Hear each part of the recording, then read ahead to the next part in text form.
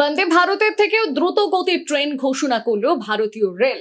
ঘন্টায় ছুটবে 220 কিলোমিটার বেগে, থাকতে পারে বিমানের মতো ব্ল্যাক বক্সও। ঠিক কি পরিকল্পনা করছে ভারতীয় রেল, কি ঘোষণাই বা করলো জানুন।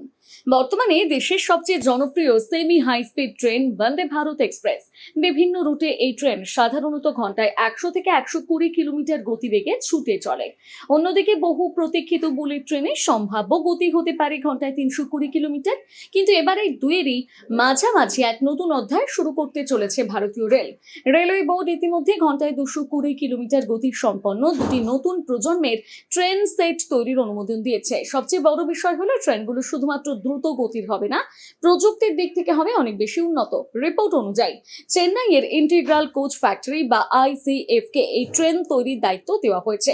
প্রতিটি ট্রেনে থাকবে 16টি আধুনিক কোচ। নতুন 220 কিলোমিটার গতির ট্রেন প্রকল্পে মোট ব্যয় ধরা হয়েছে প্রায় 867 কোটি টাকা। প্রতি কোচের আনুমানিক খরচ 27 কোটিরও বেশি। তবে এই প্রকল্পের সবচেয়ে চমকপ্রদ দিক কি জানেন?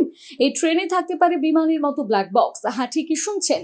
যে প্রযুক্তি এতদিন শুধুমাত্র বিমান পরিবহনই ব্যবহৃত হতো, এবার তার রেলের নিরাপত্তা ব্যবস্থাতেও যুক্ত হতে চলেছে। ব্ল্যাক বক্স মূলত এমন একটি শক্তিশালী ডেটা রেকর্ডিং সিস্টেম যা কোনো দুর্ঘটনা বা জরুরি পরিস্থিতির আগেও পরে ঘটে যাওয়া গুরুত্বপূর্ণ তথ্য সংরক্ষণ করে। রেল সূত্রে জানা গিয়েছে, ট্রেনে থাকা অগ্নি শনাক্তকরণ ব্যবস্থা এবং অগ্নি নির্বাপন ব্যবস্থার সঙ্গে এই প্রযুক্তি যুক্ত থাকবে। কোনো অস্বাভাবিক ঘটনা ঘটলে তার সমস্ত তথ্য নিরাপদভাবে সংরক্ষিত থাকবে।